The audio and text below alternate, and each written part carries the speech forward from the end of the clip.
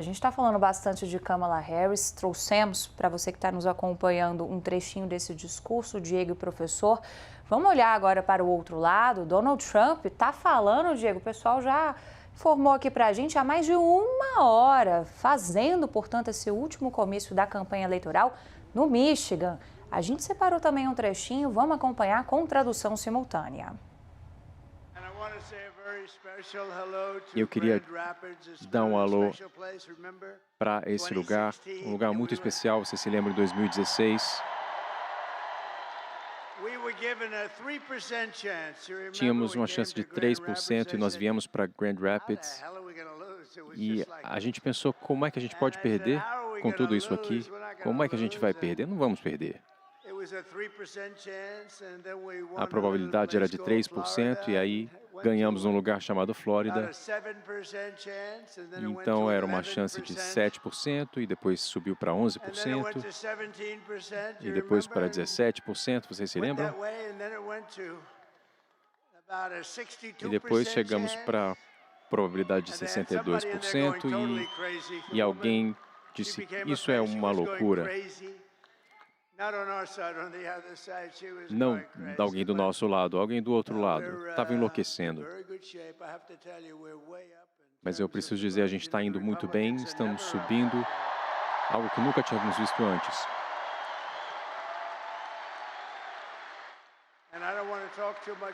Eu não quero falar demais sobre isso, porque eu quero mesmo que vocês vão amanhã às urnas e a gente vai explodir tudo isso, porque nós estamos liderando. Estamos na liderança por centenas de milhares de votos, mas estão fingindo que nós estamos perdendo por um pouco, por uma margem pequena, mas nós temos a nossa unidade e o progresso que fez esse partido é impressionante, é inclusivo, inclui a todos. Incluindo o nosso prefeito querido que está ali. Esse é um prefeito excelente que interviu em nosso favor, mas eu queria dar um alô muito especial a Michigan. Temos visto coisas maravilhosas vindas de Michigan.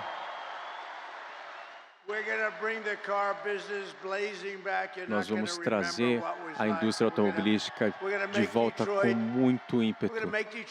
Nós vamos tornar Detroit ainda melhor do que jamais foi. Temos falado disso há muito tempo, desse milagre em Detroit. Bom, olha só, ainda não aconteceu, mas vai acontecer. Agora vai acontecer. Em níveis nunca antes sonhados. Então, para vocês, para os trabalhadores da indústria automobilística, vai ser incrível, tão incrível, que vocês vão ficar muito felizes com o que vai acontecer. Como vocês sabem, a gente impediu aquela fábrica de ser construída no Novo México, mas eu queria começar fazendo uma pergunta. Vocês estão melhores agora do que estavam 4 anos atrás? Porque nos últimos 4 anos, o povo sofreu um fracasso, humilhação e perda depois da outra. A Câmara trouxe tantas crises e angústia econômica domesticamente e caos no exterior, invasões na nossa fronteira do sul, milhares de pessoas invadindo o nosso país e a gente não vai deixar isso assim. A gente vai resolver esse problema imediatamente. E eu devo dizer, eu acho que isso é mais importante do que a economia. Claro, é muito importante falar da economia e da inflação, mais do que da fronteira. Coisas terríveis têm acontecido lá, mas eu acho que precisamos nos concentrar.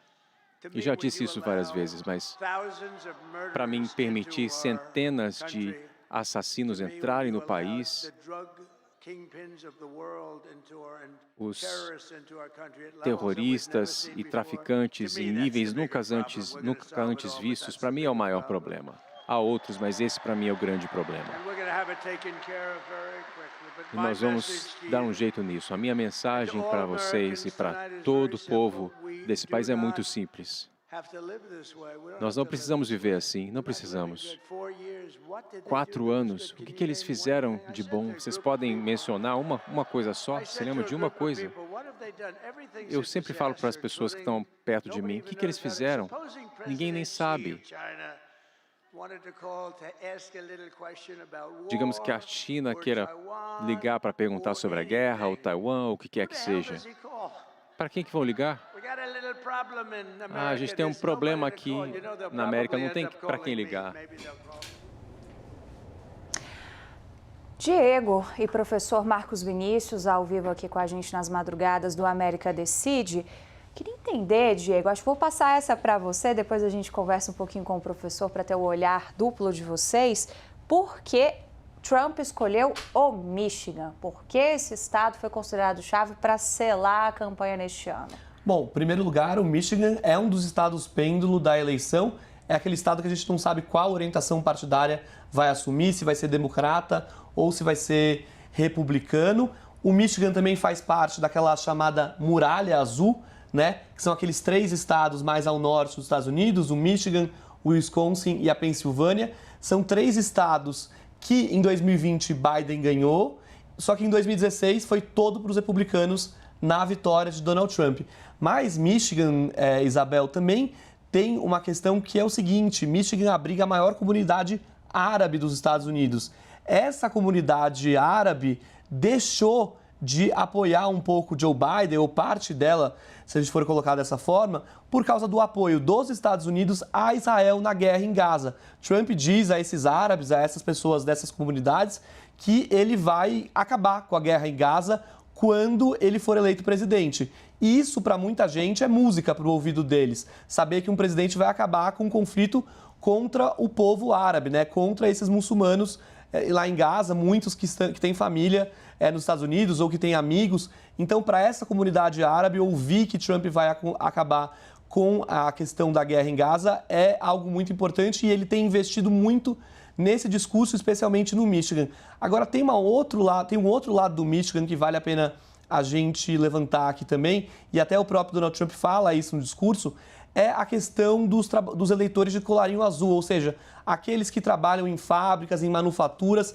Trump diz que os acordos de livre comércio que foram firmados no governo Biden, muitos dos quais ele reverteu, que eram da administração Obama, quando ele entrou no poder lá em 2017, Trump diz que esses acordos não são bons para a indústria americana e não fortalecem a indústria americana. Então, esse também é um lado aí que Trump tenta ressaltar para esses eleitores que trabalham nas fábricas, em manufaturas, algo que é bem representativo lá no Michigan, especialmente. Trump diz que vai acabar com esses acordos para fortalecer a indústria interna americana, uma forma de protecionismo impondo novas tarifas, né? Acontece que muitos economistas dizem que esse plano de tarifas de Donald Trump, que ele planeja impor caso seja eleito, caso volte à Casa Branca, muitos economistas respeitados dizem que esse plano vai acabar levando ao consumidor o preço dessas tarifas, ou seja, os objetos, os itens, os produtos custariam muito mais do que eles custam hoje. Professor, questões econômicas fortíssimas. A gente terminou, né, esse nosso primeiro momento de análise sobre a Câmara justamente puxando o gancho da economia. Essa fala de Donald Trump voltada para a classe trabalhadora. Quero chegar depois na questão árabe, porque acho que tem pano para a manga aqui para a gente discutir, mas puxando o gancho do Diego, professor, esses apelos que Donald Trump faz, como que o senhor vê o balanceamento de forças na classe trabalhadora, né? Qual é o segmento exato que esse discurso chega e pode trazer dessa vez o Michigan para o lado vermelho? Olha, em primeiro lugar, eu queria dizer que se o Diego fosse meu aluno, ia dar nota 10. Uma excelente análise com relação àquilo que está acontecendo justamente no Michigan, por causa do fato de que o Michigan é um estado fabril, não é? As montadoras de veículos, uma grande quantidade de trabalhadores que, de alguma forma, são, hoje em dia, uma base muito importante do partido de Donald Trump, do Partido Republicano. Historicamente, nós sempre observamos os movimentos sindicalistas norte-americanos com uma propensão democrata não é, relevante nesse processo todo. Os grandes apoiadores, né, os grandes contribuintes e doadores de campanhas democratas sempre foram os sindicatos.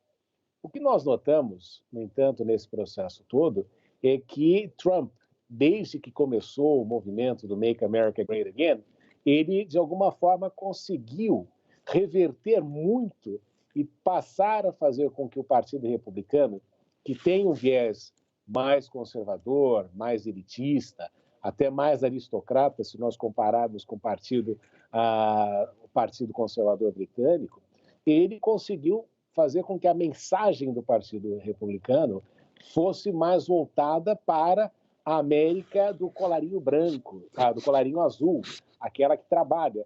E esta é uma América que, nos últimos anos, vem se preocupando muito, em primeiro lugar, com a queda na sua capacidade econômica. Você vê que, embora a economia americana tenha crescido, você nota que a mesma coisa não aconteceu com a renda dos trabalhadores de fábrica. E o emprego, de alguma forma, foi terceirizado para outros lugares ao redor do mundo. Trump é muito crítico, por exemplo, da China com relação àquilo que acontece hoje em dia no mundo, em que a China se transformou basicamente na grande fábrica do mundo. E é por essa razão que ele tem este discurso contra a China, de criar aí um aumento de tarifas nesse processo todo. E uma das coisas importantes para o Michigan é, sem dúvida, a questão da indústria automotiva. E, neste sentido, a guerra que tem sido travada atualmente na questão dos veículos elétricos, se nota claramente que a China venceu e tem vencido essa batalha.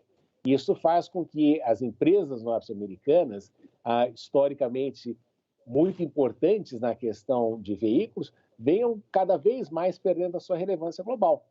E isso tudo implica numa piora da qualidade de vida da população, numa expectativa menor com relação ao futuro, e você vê cidades importantes como Detroit sendo deterioradas nesse processo todo. Então, é por essa razão que o argumento dele, na tentativa de recuperar o Estado para ele, porque ele perdeu o Estado na última eleição, é importante, e esta narrativa é justamente aquela que ele tem empregado neste processo todo. A pergunta fundamental que ele fez aí, neste trecho que nós vimos, foi a seguinte, né?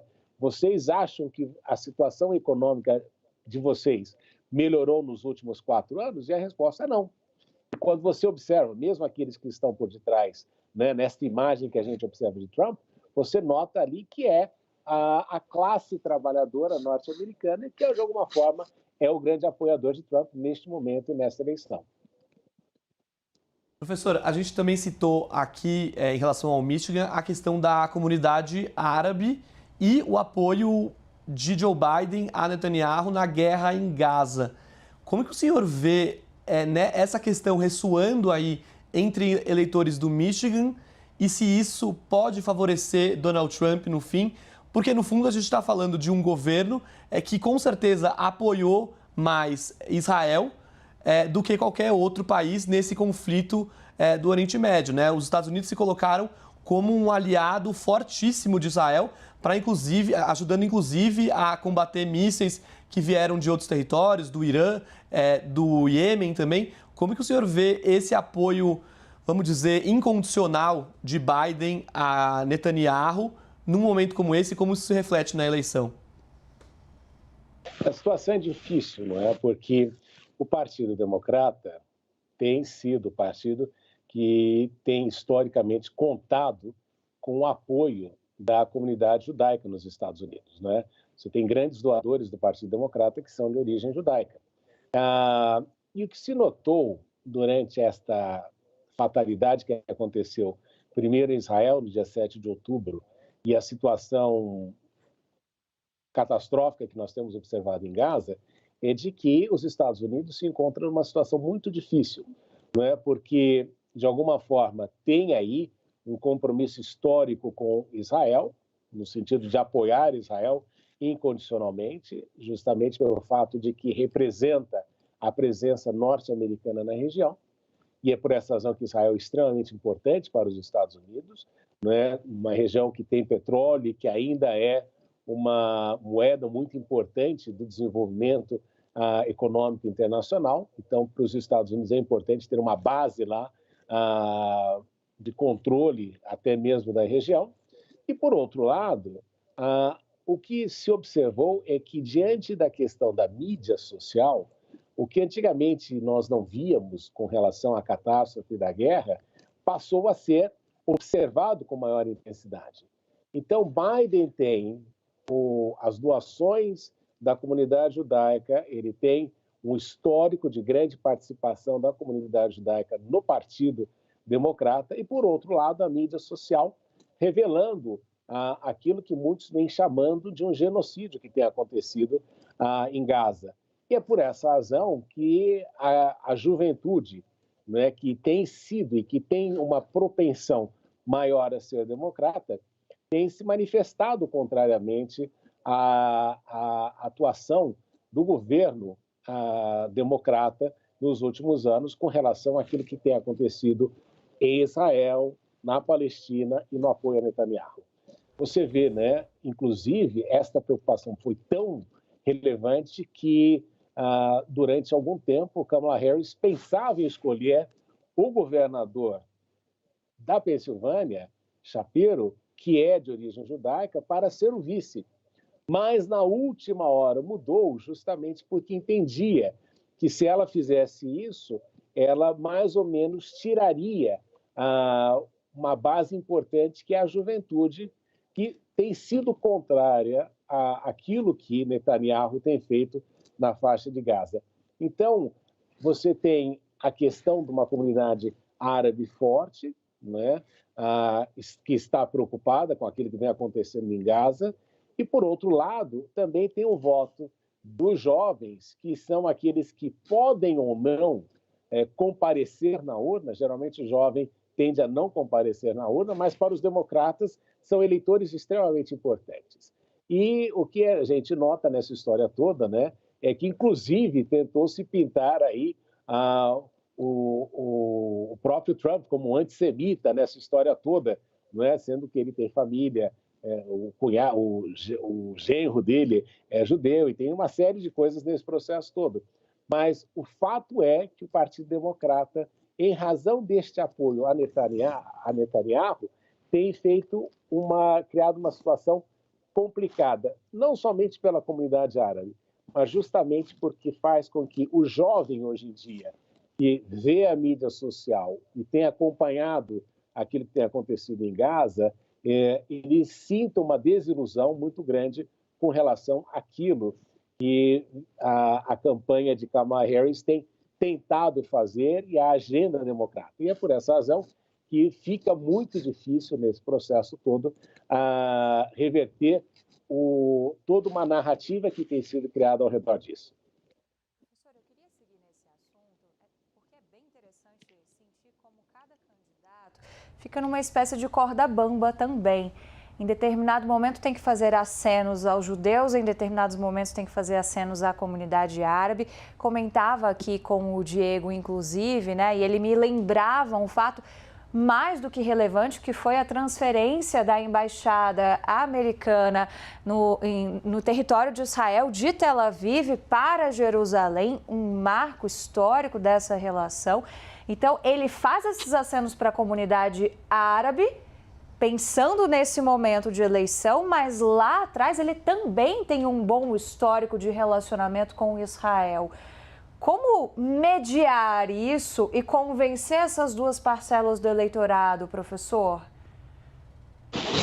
Existe o fato de que Trump criou, né, e como você mencionou, ele fez o reconhecimento de Jerusalém como uma capital histórica e tradicional do Estado de Israel. Ele fez essa questão. E não podemos esquecer também dos acordos abraâmicos, né? Ele começou ali uma série de negociações que estava caminhando para um reconhecimento de Israel como um país, não é?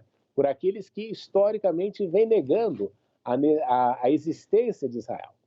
E com isso ele estava mais ou menos criando uma rede de proteção para que Israel conseguisse conviver harmonicamente e, a partir daí, desenvolver melhores relacionamentos com a região.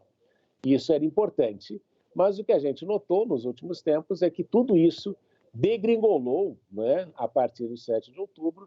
Claro que existe um fator importante aí, a questão de Netanyahu e a sua permanência no poder e a sua necessidade de querer manter-se no poder por causa dos escândalos de corrupção e a necessidade também de que ele queria, de alguma forma, implementar alguns aspectos da sua agenda na questão de assegurar que um Estado palestino não venha a existir.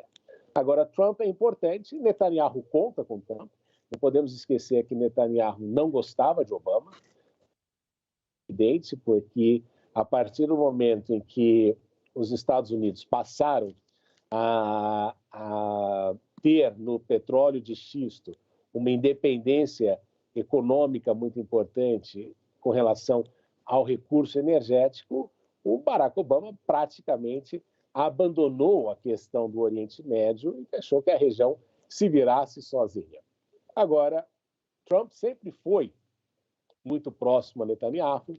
Biden representava para Netanyahu uma continuidade de Obama, só que existe toda essa questão histórica do apoio, não é, do Partido Democrata desta situação, desta simbiose que tem acontecido historicamente entre a comunidade judaica e o Partido Democrata. Então, nós observamos neste processo todo esta preocupação com relação à forma como o Partido Democrata vai desenvolver essa dificuldade de lidar com o jovem que acha aquilo que está acontecendo no Oriente Médio uma brutalidade, financiada pelo Partido Democrata, estimulada com a venda de armas por parte dos Estados Unidos, e nesse processo todo se acredita que, de alguma forma, se Trump vira presidente, talvez este conflito seja resolvido de uma maneira mais rápida e, com certeza, isso aqui também não há dúvida, a comunidade árabe olha para a resolução do conflito como um ponto favorável para Netanyahu, porque, obviamente, eu acho difícil que Trump venha adotar uma solução que seja prejudicial ao Estado de Israel, mas a resolução ou a finalização da ação militar também é algo que a comunidade árabe esperaria. Então, é aquela situação em que é um ganha-ganha, não é? De alguma forma.